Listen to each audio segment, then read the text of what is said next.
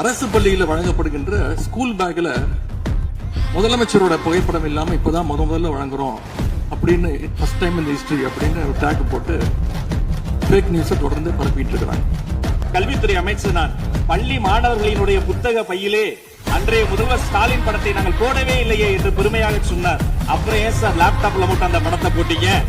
அறநிலையத்துறையின் அசையும் மற்றும் அசையா சொத்துக்களின் வருவாய் அதன் புனிதமான நோக்கத்திற்கு மட்டுமே பயன்படுத்தப்படும் அப்படின்னு ஆளுநர் உரையில இடம்பெற்றிருக்கு.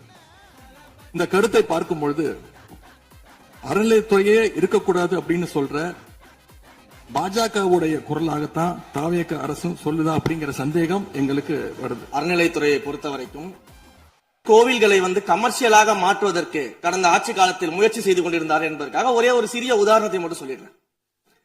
குன்னூரில் இருக்கக்கூடிய அருள்மிகு விநாயகர் திருக்கோயில், ஏறத்தாழ அந்த கோயில்கள் இருந்து கோயில் நிதியை பயன்படுத்தி 10 கோடி ரூபாய்க்கு 10 கோடி ரூபாய் மதிப்பில ஒரு மல்டி லெவல் கார் பார்க்கிங் வசதியை அந்த கோயிலுக்கு ஏற்படுத்துவதற்கான திட்டத்தை இந்த அரசு அனுமதித்திருக்கிறது.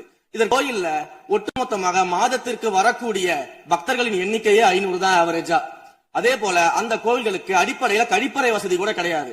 இது மட்டும் இல்ல, குன்னூர் மற்றும் உதகையை சுற்றி இருக்கக்கூடிய அனைத்து பகுதிகளிலும் இருக்கக்கூடிய 50 கோவில்கள்ல பேசிக்கா இருக்கக்கூடிய டாய்லெட் ஃபெசிலிட்டிஸ் கூட அங்க இருக்கக்கூடிய கோயில்களுக்கு கிடையாது. அப்படிப்பட்ட இடங்கள்ல கோயில் நிதியை பயன்படுத்தி எதற்காக மல்டி லெவல் கார் பார்க்கிங் தேவைப்படுது?